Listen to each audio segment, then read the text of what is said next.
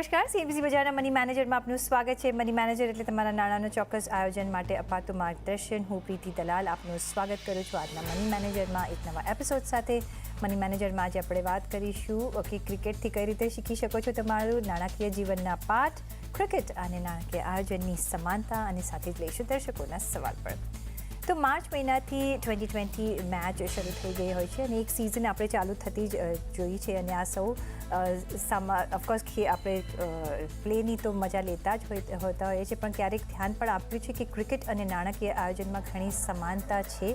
અને જરા વિચારીએ તો આ ક્રિકેટ આપણને નાણાકીય જીવનમાં યાદ રાખવા જેવી શીખ પણ આપી જતું હોય છે. કઈ રીતે આ શીખ મળતી હોય છે એ આજે જાણીશું. મની મંત્રના ફાઉન્ડર વિરલ ભાટ આપણી સાથે જોડાયા છે. વિરલજી, ક્રિકેટ એ આઈ થિંક આપણા ઇન્ડિયા માટે ને ઇન્ડિયન્સ માટે ને ભારતીય માટે એક ધ ગેમ છે.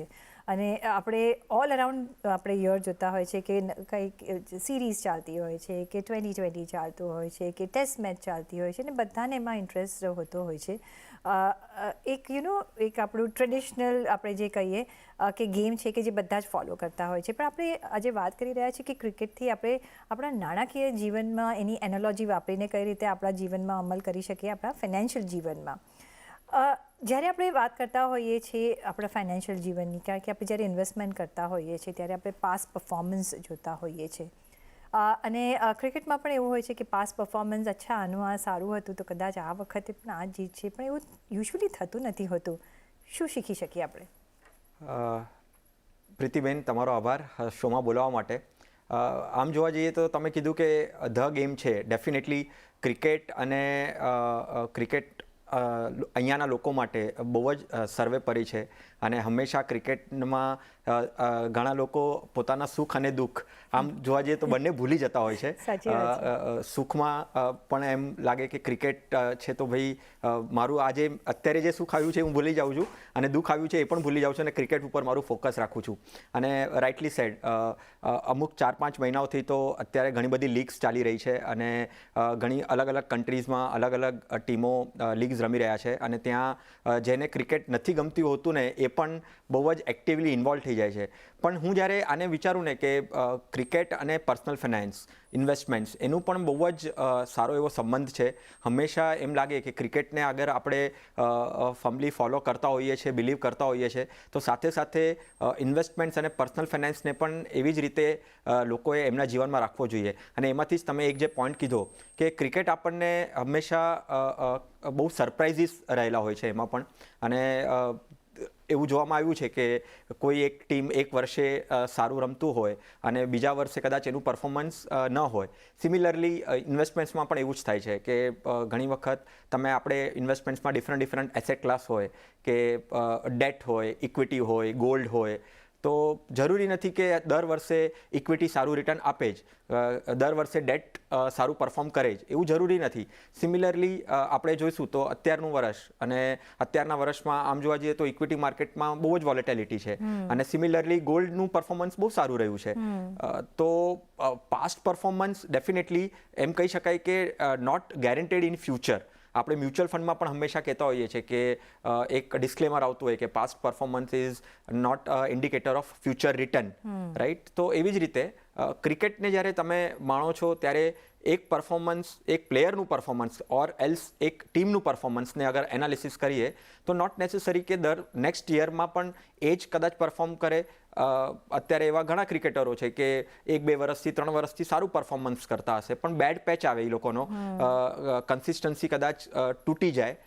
અને એ સિમિલરલી ઇન્વેસ્ટમેન્ટ્સમાં પણ થાય. ઇમ્પોર્ટન્ટ શું છે કે તમે એ ઇન્વેસ્ટમેન્ટમાં અગર તમે એને કન્વિન્સિવલી તમે એમાં ઇન્વેસ્ટ કરેલું છે તો એને તમારે ટાઈમ આપવો જોઈએ, એના પર બિલીવ કરવું જોઈએ. કારણ કે દર વર્ષે ઘણા વર્ષોથી ઇક્વિટી રિટર્ન આપે છે તો કદાચ આ વર્ષે ન પણ આપી શકે, અને નેક્સ્ટ યર કદાચ પાછું એની જે થોટ પ્રોસેસ છે, જે ફંડ મેનેજરે ઇન્વેસ્ટ કરેલા છે, જે સિલેક્શન ઓફ સ્ટોક્સ છે, અગર મ્યુચ્યુઅલ ફંડની વાત કરીએ તો એ કદાચ પરફોર્મ કરશે. તો પાસ્ટ પરફોર્મન્સ જરૂરી નથી. ક્રિકેટમાં તમે અગર એ બિલીવ કરો છો તો સેમ તમને ઇન્વેસ્ટમેન્ટ્સમાં પણ બિલીવ કરવું જોઈએ. બરાબર છે કે પાસ પરફોર્મન્સ જો તમે સારું કર્યું હોય તો ઇટ્સ નોટ નેસેસરી કે આ વખતે પણ આપણે પરફોર્મ કરીશું. અને સિમિલરલી આપણે બીજો જો દાખલો જોઈએ, તમે જ્યારે પરફોર્મન્સની વાત કરી ત્યારે નવા પ્લેયર્સ હોય છે, જૂના પ્લેયર્સ હોય છે, કોઈ સારું બેટ્સમેન હોય છે, કોઈ સારું બોલર હોય છે, અને કોઈ નવા જ્યારે ઇમર્જિંગ પ્લેયર્સ આવતા હોય છે, કોઈ વખત એ બી સારું એવું પરફોર્મન્સ આપી જતા હોય છે, અને નોટ નેસેસરીલી કે ઓલ્ડ જે એકદમ સ્ટેડીનેસથી આગળ વધી રહ્યા છે, કોઈ વખત જલ્દી આઉટ બી થઈ જતા હોય છે કે કોઈ વખત વિકેટ નથી લેતા હોતા. પણ જે બેસ્ટ પ્લેયર હોય છે, હું નવા ને જૂનાની તો જે વાત કરી છું, જે બેસ્ટ પ્લેયર હોય છે એ બધા જ આસ્પેક્ટ સરપાસ કરીને આગળ વધતું હોય છે. અને એ જ આપણે આપણા ઇન્વેસ્ટમેન્ટમાં બી જોયું છે, કારણ કે નવી વસ્તુઓ રોજ આવતી હોય છે માર્કેટમાં, અને પણ કોઈ વખત ઓલ્ડ ઇઝ ગોલ્ડ આપણે કહેતા હોઈએ છીએ, પરફોર્મન્સ દેખાડતું હોય છે. કઈ રીતે આ આસ્પેક્ટને તમે સમજાવશો, કઈ રીતે આપણે આપણા ફાઇનાન્શિયલ ઇન્વેસ્ટમેન્ટમાં વાપરવું જોઈએ? જેવી રીતે કેવી રીતે કહી શકાય કે ક્રિકેટમાં આપણે એક મનમાં વિચારીને રાખીએ કે આ પ્લેયર તો રમશે જ, આ પ્લેયર તો સૌથી વધારે રન આ જ પ્લેયર કરશે, આ જ પ્લેયરનું સૌથી વધારે ઓલરાઉન્ડ પરફોર્મન્સ હશે. પણ ક્રિકેટમાં કેવું છે, બહુ ગ્લેમર છે. હવે આજના યુગમાં તો સોશિયલ મીડિયામાં પણ ટીમની વાત કરીએ તો ત્યાં કન્ટ્રીના જે ફોલોવર્સ હોય કે જે બધા મીડિયા ઇન્ફ્લુએન્સર હોય, સોશિયલ મીડિયા ઇન્ફ્લુએન્સર હોય, એ રીલ્સ બનાવતા હોય, ફોટોઝ નાખતા હોય, ડેલી અલગ અલગ આમ એવા ન્યૂઝ પણ એવા એ લોકો ફ્લોટ કરતા હોય, જેના કારણે એટ્રેક્શન્સ આપણું અમુક પ્લેયર્સ ઉપર કે અમુક ઓલા ઉપર વધતું હોય. પણ એવા પણ ઘણી વખત જોવા મળ્યું છે કે કોઈ એવો પ્લેયર હોય જેનું આપણે ક્યારેક નામ પણ ન લીધું હોય અને ક્યારેય એનું પરફોર્મન્સ વિચાર્યું પણ ન હોય, પણ એનું બેસ્ટ ત્યાં દઈ દે અને એ બેસ્ટ બની જાય, એ ટાઈમ દરમિયાન એ બેસ્ટ બની જાય. સિમિલરલી ઇન્વેસ્ટમેન્ટ્સના ઓલામાં પણ એવું જ છે કે હવે આજે હમણાં લાસ્ટ 2-3 વર્ષથી ડેટ માર્કેટનું કોઈ વાત નહોતું કરતું, ડેટ ઇન્વેસ્ટમેન્ટ્સનું કોઈ વાત નહોતું કરતું. ઇન્ટરેસ્ટ રેટ મુવમેન્ટ ચેન્જ થઈ, ઇન્ટરેસ્ટ રેટ લોઅર ડાઉન હતા, નીચે જતા હતા, અને સડનલી એને ઇન્ક્રીઝ રેટ્સ થવા માંડ્યા બિકોઝ ઓફ સમ રીઝન્સ. ઇકોનોમીમાં ચેન્જ આવ્યો, ઇન્ફ્લેશન બહુ વધી ગયું હતું, તો ઇન્ટરેસ્ટ રેટ્સ વધી ગયા. સિમિલરલી અચાનક 2-3 મહિનામાં જ ડેટ ફંડ્સનું રિટર્ન પરફોર્મન્સ પાછું આવી ગયું, રાઈટ. હવે જે કહેતા હતા કે અરે એ તો કદાચ પરફોર્મન્સ નહીં આપે, 2 વર્ષથી પરફોર્મ નથી કરી રહ્યું, તો અમુક વખતે કેવું હોય કે જે એક પર્ટિક્યુલર બેસ્ટ વસ્તુ એમાં રહેલી હોય ને, એની ક્ષમતા રહેલી હોય ને, એ પાછી ઉભરીને બહાર આવે ને આવે જ. તો એને ઇગ્નોર કરવું ન જોઈએ. ડેફિનેટલી ગ્લેમર છે, મીડિયામાં ન્યૂઝ આવતા હોય, સોશિયલ મીડિયા બહુ જ એક જગ્યા પર ફોકસ થતું હોય, પણ નોટ નેસેસરી કે કદાચ એ જ વસ્તુ ચાલે. એમાં જે બેસ્ટ રીતે પરફોર્મ કરે, જે એની સિચ્યુએશનના પ્રમાણે જે બેસ્ટ લઈને આવે, એ પણ પરફોર્મ કરી શકે છે. સિમિલરલી ઇન્વેસ્ટમેન્ટ્સમાં એ ધ્યાન રાખવું જોઈએ લોકોને. એટલા માટે હંમેશા આપણે કહીએ છીએ કે ડાયવર્સિફાઈડ રાખીએ. ખબર નથી આપણને કે ઇક્વિટી બેસ્ટ છે જ, રિટર્ન બેસ્ટ આપી જ શકે છે, પણ કદાચ અમુક ટાઈમ ડેટ નો હોઈ શકે તો ડેટ પણ આપી શકે છે, કદાચ ગોલ્ડ નો હોય તો ગોલ્ડ પણ આપી શકે છે. એટલા માટે ડાયવર્સિફાઈડ કરીને પણ રાખવું જોઈએ. જી, અનએક્સપેક્ટેડ પ્લેયર કોઈ વખત છગ્ગા મારી જતું હોય છે અને એક્સપેક્ટેડ પ્લેયર કોઈ દિવસ રમતું પણ નથી હોતું, અને એ જ બેલેન્સિંગ ફેક્ટર હોય છે એક ટીમ માટે અને એવી રીતે જ આપણા પોર્ટફોલિયો માટે, કારણ કે ડાયવર્સિફિકેશન એના માટે તો આપણે કરતા હોઈએ છીએ કે કોઈ એક કામ ન કરે તમારું રોકાણ તો બીજું એક સરભર કરી શકે. સાથે આપણે નેલ બાઇટિંગ મેચીસ જોતા હોઈએ છીએ. કોઈ વખત વન સાઇડેડ હોય છે, પણ કોઈ વખત નેલ બાઇટિંગ મેચ હોય તો ઘણી બધી મજા આવતી હોય છે, કારણ કે લાસ્ટ બોલ સુધી ખબર નથી પડતી કે ભાઈ હવે કોણ જીતશે. હા, આપણા રોકાણમાં પણ શું એવું જ હોય છે કે આપણે રિટર્ન વાઇઝ જોતા હોય કે જ્યારે ઇન્વેસ્ટમેન્ટની વાત કરતા હોઈએ, શું એમાં પણ એવું કોઈ નેલ બાઇટિંગ ફિનિશ જોવા મળતું હોય છે? ડેફિનેટલી જોવા મળતું હોય છે. ક્રિકેટમાં તો કેવું છે કે એને એ ગેમને જ એવું કહેવાય કે અનિશ્ચિત બહુ જ ભરેલી છે એમાં, રાઈટ. અને ક્યારે પણ એવું આમ પ્રોજેક્ટ ના કરવું જોઈએ કે આનું પરફોર્મન્સ તો સારું જ રહ્યું છે તો આ તો આજે જીતાડશે જ અને જીતશે જ એમ. પણ કેવું હોય કે જેવી રીતે અનિશ્ચિતતાઓ રહેલી છે ક્રિકેટમાં, સિમિલરિટી અગર આપણે ઇન્વેસ્ટમેન્ટ્સથી કરીએ, એનોલોજીને અગર આપણે પર્સનલ ફાઇનાન્સના દ્રષ્ટિએ જોઈએ તો ઇક્વિટી એક બહુ સારું એક્ઝામ્પલ છે એમાં પ્રીતિબેન. કેવી રીતે કે આપણે અમુક ટાઈમથી આપણે ઇન્વેસ્ટ કરતા રહેતા હોઈએ, એસઆઈપી સિસ્ટમેટિક ઇન્વેસ્ટમેન્ટ પ્લાનની વાત કરીએ, બરાબર છે, બેડ પેચ આવે ઇક્વિટીનો, કદાચ 1 વર્ષ 2 વર્ષ 3 વર્ષ સુધી કાંઈ જ રિટર્ન્સ ન આપતું હોય અને સડનલી ઇક્વિટીમાં એવી મુવમેન્ટ આવે, ફેવરેબલ એવા ઇવેન્ટ્સ આવે જેના કારણે ઇક્વિટી માર્કેટમાં રિટર્ન્સ બહુ જ સારું આવી જાય. હવે આ 2 3 4 5 મહિનાના અંતરમાં જ અગર તમે જુઓ ને તો ઇક્વિટી માર્કેટે અગર પરફોર્મન્સ સારું આપ્યું, સ્ટોક માર્કેટ સારું પરફોર્મ ગયું, તો એની અસર બધા જ ઇક્વિટી ઇન્સ્ટ્રુમેન્ટ પર થઈ જાય. સ્ટોક્સનો પોર્ટફોલિયો તમે બનાવેલો હોય એમાં પણ થઈ જાય, એ સેક્ટરમાં પણ એ તમને તેજી દેખાય.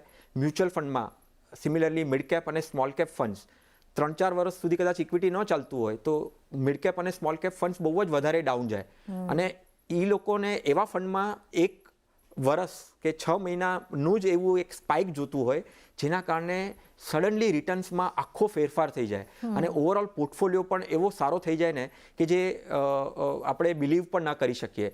પણ હા, જે ઇન્વેસ્ટમેન્ટમાં વર્ષોથી થતા હોય ને એમને આ ખબર હોય. હવે આપણે ઇક્વિટીમાં છે ને હંમેશા એક એનાલોજી આપણે વાપરીએ કે ક્યારે પણ માર્કેટને ટાઈમ ન કરવું જોઈએ. હવે આને હું આ જે આપણો પોઈન્ટ જે છે ને એવી રીતે તમે ક્યારે પણ એવું તો પ્રેડિક્ટ ના કરો કે ભાઈ આ જ ટીમ જીતશે કે આ જ ટીમ લાસ્ટ 2 વર્ષથી જીતે છે તો આ વર્ષે પણ આ જીતશે, એવું તમે પ્રેડિક્ટ ના કરો. તમે એ ટીમ ઉપર ભરોસો રાખો. તમે અગર કોઈ તમારી એવી ટીમ જે છે જેવી અંડરડોગ કહેવાય કે વિચાર્યું ન હોય કે કદાચ પરફોર્મન્સ કરે પણ એમાંના એ લોકોએ મહેનત કરી હોય, એ લોકોએ કન્સિસ્ટન્ટલી એક અમુક પ્લેયર્સ ઉપર એ લોકોએ ફોકસ કરીને એને એ લોકોને ચાન્સ આપતા જાય અને એવી રીતે કોમ્બિનેશન અગર એમને ટીમનું બનાવ્યું છે તો ઇન્વેસ્ટમેન્ટ કોમ્બિનેશન પોર્ટફોલિયો પણ એવી રીતે જ બનાવો. એબ્સોલ્યુટલી. અને તમે જેમ કહ્યું કે પરફોર્મન્સ બેઝડ આપણે ઓફકોર્સ એક નજર તો રાખવી જ જોઈએ, પણ ન્યૂ એવેન્યુઝ તરફ પણ જોવું જોઈએ. કારણ કે જે ન્યૂ ઇમર્જિંગ એવેન્યુઝ છે એમાં આપણે કઈ રીતનું પરફોર્મન્સ જોઈ રહ્યા છે, કઈ રીતનું એક ટ્રેક રેકોર્ડ જોઈ રહ્યા છે, કઈ રીતે એ ઇન્વેસ્ટમેન્ટ આગળ વધી રહ્યું છે એના પર બી ધ્યાન રાખી શકીએ છીએ. કારણ કે ઇવેન્ચ્યુઅલી જે હાર્ડ વર્કિંગ હશે પછી એ જૂના હશે કે નવા હશે, that will always pay of. અને આપણે ક્રિકેટમાં પણ જોયું છે કે ઘણા બધા નવા પ્લેયર્સ આવતા હોય છે પણ એમના હાર્ડ વર્કથી અને કન્સિસ્ટન્સીથી આગળ વધતા હોય છે અને પછી લાઇમલાઇટમાં આવતા હોય છે કારણ કે મેઇન ટીમમાં ઇન્ક્લુડ થતા હોય છે. ધીરે ધીરે એ લોકો બી સ્ટેપ બાય સ્ટેપ જતા હોય છે. હાર્ડ વર્ક જે આપણે જેની વાત કરી રહ્યા છીએ, મ્યુચ્યુઅલ ફંડમાં પણ એવું જ છે કે જે કન્સિસ્ટન્ટ પરફોર્મન્સ અને સિસ્ટમેટિક રીતે આગળ જે વધતા હોય છે એનું I think Sara pay offs હોય છે. રાઈટ.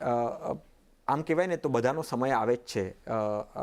અગર હું આને આવી રીતે રાખું, ક્રિકેટિંગમાં પણ એવા ઘણા પ્લેયર્સ થયા છે, બન્યા છે અને એવા ઇવેન્ટ આવ્યા છે કે એમને ક્યારેક મોકો મળ્યો હોય અને પરફોર્મન્સ સારું આપ્યું હોય, સડનલી પરફોર્મન્સ ડ્રોપ થઈ જાય, ટીમમાંથી કાઢવામાં આવે અને તમે એ જ પ્લેયરને 10 વર્ષ પછી, 12 વર્ષ પછી, ઇનફેક્ટ 15 વર્ષ પછી પાછો ટીમમાં જુઓ છો. કારણ કે એણે એના પરફોર્મન્સ ક્યાંક પાછું એણે કમબેક કર્યું હશે, ડોમેસ્ટિક ક્રિકેટ સિઝન્સથીમાં પરફોર્મન્સ સારું થયું હશે તો એને ઇન્ટરનેશનલ ટીમમાં એને ચાન્સ મળ્યો હશે, લીગ્સમાં સારું પરફોર્મન્સ મળ્યું હશે તો એને નેશનલ ટીમમાં ડોમેસ્ટિકમાં ચાન્સ પાછો મળ્યો હશે. તો સિમિલરલી હાર્ડવર્ક પે ઓફ થાય જ છે. કારણ કે જો સમય તો છે ને બધાનો ખરાબ આવે જ છે. આપણે આપણા માણસના જીવનમાં પણ એવો સમય આવે છે કે બેડ પેચ કહી શકો. સિમિલરલી ક્રિકેટમાં પણ પ્લેયરનો બેડ પેચ આવે છે અને ઇન્વેસ્ટમેન્ટમાં પણ એવું બન્યું છે કે કદાચ ક્યારેક કોઈ એસેટ ક્લાસે રિટર્ન 2 વર્ષ સુધી 3 વર્ષ સુધી ન આપ્યું હોય, ક્યારેક ઇક્વિટીએ પરફોર્મન્સ બેડ આપ્યું હોય અને ક્યારેક ગોલ્ડે પણ પરફોર્મન્સ અપ એન્ડ ડાઉન થયું હોય. તો પોઈન્ટ અહીંયા એ જ છે કે ડેફિનેટલી તમે એને કન્સિસ્ટન્ટલી અગર આપો છો, અગર એસઆઈપી કરો છો તો કન્સિસ્ટન્ટલી તમારા ગોલ સુધી તમે એને રાખો. એની પહેલાં તમે નિરાશ થઈને એમાંથી નીકળી ના જાઓ. કારણ કે અગર તમે હાર્ડવર્ક તમારા હાર્ડવર્કથી તમે જે પૈસા કમાવો છો અને એને તમે જ્યારે ઇન્વેસ્ટમેન્ટમાં કન્વર્ટ કરો છો તો એને પણ એટલો જ ટાઈમ આપવો જોઈએ, એમાં પણ કોન્ફિડન્સ રાખવો જોઈએ અને એ પે ઓફ ડેફિનેટલી તમને થશે. એબ્સોલ્યુટલી. અને સાથે જ્યારે કોઈ ગેમ હોય કે આપણે ઇન્વેસ્ટમેન્ટ હોય, એક પ્લાન સ્ટ્રેટેજી ઘણી જરૂરિયાત હોતી હોય છે અને એ સ્ટ્રેટેજી તમને ડિસાઇડ કરશે કે તમે કઈ તરફ આગળ વધી શકશો. સ્ટ્રેટેજી કેવી રાખવી આપણે કહેતા હોઈએ છીએ કે એ તમારું એક પ્લાનિંગ કરવું જરૂરી હોતું હોય છે ઇન્વેસ્ટમેન્ટમાં અને એક સ્ટ્રેટેજી રાખવી જરૂરી હોતી હોય છે તમારા ગોલ્સને આધારિત. સિમિલરલી ગેમમાં પણ એવું જ થતું હોય છે કે નંબર 1 પર એક જ પ્લેયર આવે છે કે ટોસ જીતે અને ગ્રાઉન્ડના કેવી કન્ડિશન છે એ ટોસ એ પ્રમાણે જીતવો જોઈએ કે કરવું જોઈએ. જે રેન્ક વાઇઝ બધા પ્લેયર્સ આવતા હોય છે એનું પણ ઘણું મહત્ત્વ હોતું હોય છે. કઈ રીતે આપણા ઇન્વેસ્ટમેન્ટ્સમાં એક સ્ટ્રેટેજી રાખવી જરૂરી છે? ક્રિકેટમાં એવું કહેવાય છે કે જે કોચ હોય એ સ્ટ્રેટેજી બનાવતો હોય આખા ટીમની કે કોણ ક્યાં રમશે, કયા રેન્ક પર આવશે, ક્યાં ફિલ્ડ કરશે, ક્યાં ફિલ્ડ કરશે, ક્યાં બોલિંગ કરશે, પહેલો કરશે કે પછી કરશે. અને ડેફિનેટલી ઘણા ફેક્ટર્સ હોય કે ભાઈ પીચ કેવી છે. સિમિલરલી ઇન્વેસ્ટમેન્ટ્સમાં પણ એવું જ છે.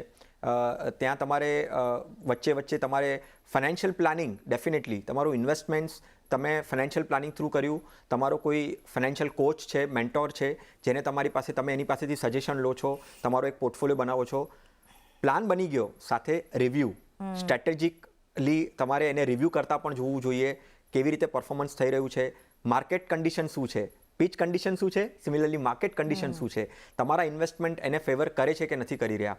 તમારે એને તમારો કોચ જે છે, ફાઇનાન્શિયલ કોચ હશે, એ તમને હેન્ડ હોલ્ડ કરશે, તમને કહેશે કે ભાઈ આ માર્કેટ સિચ્યુએશન આવી રહેવાની જ છે, આવું થવાનું જ છે, તો તમે આવી રીતે સ્ટ્રેટેજી કરો. ઘણી વખત છે ને આ લીગ્સમાં સ્ટ્રેટેજિક ટાઈમ આઉટ આવતો હોય છે કે ભાઈ તમને એવી 10 મિનિટ 15 મિનિટ મળે જ્યાં તમે પાછું રીએસેમ્બલ થાઓ અને તમારી સ્ટ્રેટેજીને એક વખત રિવ્યૂ કરો કે આ સ્ટ્રેટેજી પરફેક્ટ છે કે નહીં, હવેની જે ઓવર્સ આવવાની છે એમાં આપણી સ્ટ્રેટેજી કેવી રીતે હશે. સિમિલર રીતે ઇન્વેસ્ટમેન્ટ્સમાં પણ હવે રિવ્યૂ કરો કે ભાઈ આવનારા જે 3 વર્ષ છે, જે મારો ફાઇનાન્શિયલ ગોલ્સ છે એ એપ્રોચ થવાનો છે, શું મારી સ્ટ્રેટેજી મારે ચેન્જ કરવાની છે કે નહીં, હું અગર હેવીલી ઇક્વિટીમાં છું તો શું મારે ડેટમાં જવાનું છે કે નહીં. તો ડેફિનેટલી ઇન્વેસ્ટમેન્ટ્સમાં પણ સ્ટ્રેટેજિક ટાઈમ આઉટ તમારો હોવો જોઈએ. તમારે બેસીને રિવ્યૂ કરવું જોઈએ, તમારો ફાઇનાન્શિયલ કોચ સાથે તમારે ડિસ્કશન કરવું જોઈએ કે ભાઈ હવે આ સિચ્યુએશનમાં મારે કેવા પગલાં નાખવાના છે અને જેવો બોલ આવશે એવી રીતે મારે બેટ ફરાવવાનું છે. જી, તો ટાઈમ ઇન અને ટાઈમ આઉટ સ્ટ્રેટેજી બંને જરૂરી છે કે કઈ રીતે એન્ટર થવાનું છે, ને જો તમારા ઇન્વેસ્ટમેન્ટ કામ નથી કરતા તો ક્યારે એક્ઝિટ પણ થઈ જવાનું છે. એટલે એ પણ યાદ રાખવાની આપણે જરૂરિયાત હોતી હોય છે. લાસ્ટલી એક ગુડ બિગિનિંગ, એટલે આપણે જ્યારે આપણો બેઝ બનાવતા હોય છે ઇન્વેસ્ટમેન્ટનો, અને એક જે આપણા ફંડામેન્ટલ્સ જો રાઇટ હોય તો એક ગુડ બેઝ બની જતો હોય છે. જે તમે ફાઇનાન્શિયલ આપણી જે જર્નીનો જે આપણે બેઝ કરતા હોય કે ભાઈ ગોલ્સ પ્રમાણે કરો, તમારી જાતને સિક્યોર કરો, પહેલાં ઇમરજન્સી ફંડ રાખો ને ઇન્વેસ્ટમેન્ટ શરૂઆત કરો, ડાયવર્સિફાઈડ ઇન્વેસ્ટમેન્ટ્સ કરો, એસેટ એલોકેશન બરાબર રાખો. આ એક પ્લાનિંગ સાથે આપણે ગુડ બિગિનિંગ સાથે આગળ વધતા હોય છે તો આપણો પોર્ટફોલિયો એક સરસ રીતે ઇમર્જ થઈને આવતો હોય છે. સિમિલરલી આપણે જોઈએ ક્રિકેટમાં બી કે પહેલો પ્લેયર આવ્યો ને જો આઉટ થઈ ગયો તો બધા નિરાશ થઈ જતા હોય છે. પણ ઇન્વેસ્ટમેન્ટમાં બી એવી નિરાશા કોઈ વખત જોવા મળતી હોય છે, પણ કઈ રીતે આપણે બેલેન્સ આઉટ કરી શકીએ? ક્રિકેટમાં છે ને એવું કહેવાય છે કે જે આપણે લીગ્સની વાત કરી તો લીગ્સમાં કેવું હોય કે T20 મેચ હોય, 20 ઓવરની મેચ હોય, એમાં પહેલી 5 ઓવર અને પહેલી 10 ઓવર બહુ જ ઇમ્પોર્ટન્ટ હોય. પહેલી 5 ઓવરમાં તમારે જ્યારે ફિલ્ડર્સ બધા ક્લોઝ સર્કલમાં છે તો તમે હિટ કરો છો અને મેક્સિમમ ટ્રાય કરો કે પહેલી 5 ઓવરમાં મારે વધારે રન થાય. એવી જ રીતે ઇન્વેસ્ટમેન્ટ્સમાં પણ છે. તમે તમારી કેરિયરની શરૂઆત જ્યારે કરો છો, તમે તમારું અર્નિંગ તમારું સ્ટાર્ટ તમે કર્યું છે ત્યારથી જ તમે ઇન્વેસ્ટમેન્ટ પ્લાન કરી નાખો, ત્યાંથી જ તમારું થોડું કોન્ટ્રીબ્યુશન આપતા કરો. તમારા એક્સપેન્સીસ ઓછા છે તો કેટલું વધારે ને વધારે હું ઇન્વેસ્ટ કરું, કેટલું ને વધારે કોન્ટ્રીબ્યુશન હું મારા 25 વર્ષના ફેઝથી લઈને 40 વર્ષના ફેઝ સુધી હું વધારે ને વધારે ઇન્વેસ્ટમેન્ટ્સ કરું, તો મારું જે ઓવરઓલ પોર્ટફોલિયો છે એ સારો એવો બિલ્ડ થશે અને પછી એ રિટર્ન દેવામાં મને આગળ જઈને કામ કરશે. વેલ્થ ક્રિએશન જે મારું થવાનું છે એ મારા આવનારા વર્ષોમાં, પછીના વર્ષોમાં થવાનું છે. પણ શરૂઆતના જે છે, જે બિગિનિંગ જે છે એ મારી પ્રોપર હોવી જોઈએ. બેટ્સમેનના પોઈન્ટ ઓફ વ્યૂથી શરૂઆતના ઓવરોમાં મારે વધારે ને વધારે રન મારવાના છે. બોલર્સના પોઈન્ટ ઓફ વ્યૂથી મારે વધારે ને વધારે વિકેટ લેવાની છે. હું અગર 5 થી 10 ઓવરમાં વધારે ને વધારે વિકેટ લઈ લઉં તો મને પછી મોમેન્ટમ વધારે સારી રીતે મળશે અને હું એમને જલ્દી ઓલ આઉટ કરી શકીશ. અને અગર બેટિંગમાં હું વધારે ને વધારે રન, 20 ઓવરની મેચ છે તો મારા 50થી લઈને અગર 80 રન થઈ ગયા પહેલી 5 ઓવરમાં તો મને મોમેન્ટમ સારી મળશે. 50 ઓવરની મેચ છે તો એટલીસ્ટ મારે 150થી 200 રન અગર મારા પહેલા 25 ઓવરમાં થઈ ગયા તો મારે સારી મોમેન્ટમ મળશે. એવી જ રીતે હું વધારે ને વધારે અગર હું શરૂઆતના વર્ષોમાં મારા કેરિયરના હું ઇન્વેસ્ટમેન્ટ કરતો જાઉં, ઇક્વિટીમાં એક્સપોઝર વધારે રાખતો જાઉં તો મને જે મારા પાછળના વર્ષો જે છે, મારું જે રિટાયરમેન્ટ છે એ બહુ જ હું સારી રીતે કરી શકું. સિમિલરલી ઇન્સ્યોરન્સના કેસમાં પણ હું જેટલું વહેલું મારા કેરિયરમાં હું ઇન્સ્યોરન્સ લઈ લઉં તો મારે પ્રીમિયમ ઓછું આપવું પડે, ઇન્સ્યોરન્સ મને જે સમ એશ્યોર્ડ છે એ વધારે મળી શકે અને મારું જે અગર આનો અનફોર્ચ્યુનેટ ઇવેન્ટ થઈ ગયું તો મારા નોમિનીને, મારા ફેમિલીને એ પૈસા કામ લાગી શકે. એબ્સોલ્યુટલી. એટલે એક વેલ પ્લાન કરવું જોઈએ અને એ જ આપણે જે ક્રિકેટમાં આપણે જે જોતા હોય છે સ્ટ્રેટેજીઝ એ જ આપણી ઇન્વેસ્ટમેન્ટમાં પણ વાપરવાની રહેશે. એટલે આઈ થિંક આ ક્રિકેટથી આપણે સમજાવ્યું તો લોકો વધારે જલ્દી સમજી જશે, કારણ કે ક્રિકેટ વધારે ઇમ્પોર્ટન્ટ હોતું હોય છે સમજવા માટે. પણ એ સાથે છે કે બ્રેક લેવાનો સમય થઈ ગયો છે, તો એક બ્રેક લઈશું અને પાછા ફરીશું અને લઈશું દર્શકોના સવાલોના જવાબ. અમારી સાથે જોડાયેલા રહેજો.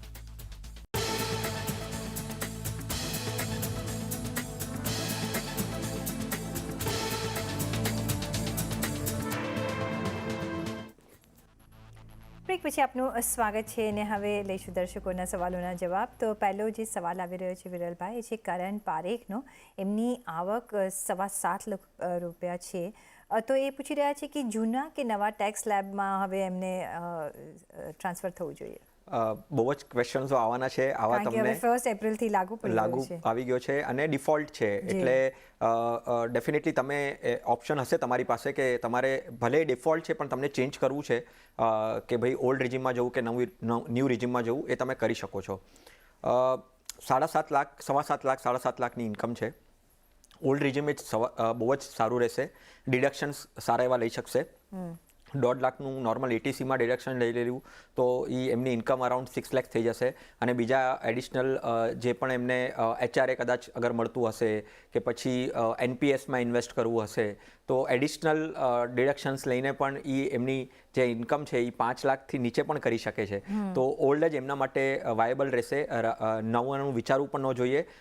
એટલીસ્ટ એવું કેલ્ક્યુલેશન પ્રમાણે, મારું કેલ્ક્યુલેશન પ્રમાણે એવું મેં જોયું છે કે તમારી ઇન્કમ 15-20 લેક્સથી ઉપર જતી હોય ને વર્ષની, ત્યારે તમે પહેલાં વિચારવું જોઈએ આ સવાલ કે ભાઈ નવામાં જવું કે ઓલ્ડમાં. એનાથી ઓછું હોય ને તો તમારે સ્ટ્રેટ હવે ઓલ્ડમાં જ જતા રહેવાનું. ઓકે, તો હમણાં ઓલ્ડમાં જ રહેવાનું છે, કોઈ ચેન્જીસ કરવાના નથી. તમને વધારે ઓલ્ડ રેજીમ જ બેનિફિશિયલ થઈ પડશે.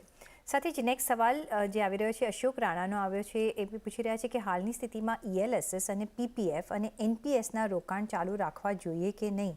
ઓફકોર્સ ચાલુ રાખવા જોઈએ, કારણ કે તમારે જવાબ. હા, ડેફિનેટલી ચાલુ રાખવા જોઈએ. ત્રણેયનું અલગ અલગ રીતે મેનેજ થાય છે.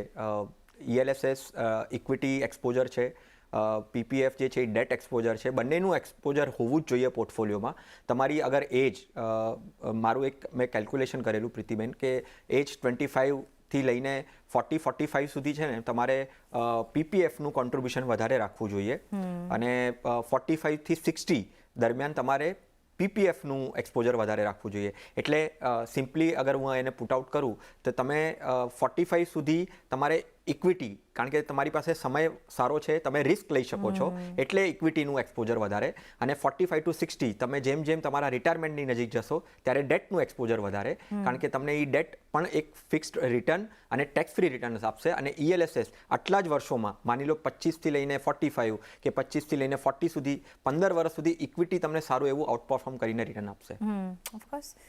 તો ELSS અને PPF અને NPS બધામાં તમે રોકાણ કરી શકો છો. તમને એક ટેક્સ એડવાન્ટેજ પણ મળશે અને ELSS અને PPFમાં તમને ઇક્વિટી અને ડેટનું પણ એક્સપોઝર મળશે. એટલે તમારા બધા જ રોકાણ ચાલુ રાખવા જોઈએ. પણ એ સાથે જ રજા લેવાનો સમય થઈ ગયો છે વિરલભાઈ. ઘણો આભાર તમારો આજે અમારી સાથે જોડાવા બદલ. અને સાથે જ પર્સનલ ફાઇનાન્સના તમારા સવાલ અમને મોકલો, તમારું નામ, શહેર, ઉંમર સાથે, અને ઈમેલ પણ અમને કરી શકો છો money@nw18.com પર. ફેસબુક પર લખો અમને facebook.com/CNBC બજાર પર, અને ટ્વીટ પણ કરી શકો છો twitter.com/CNBC બજાર પર.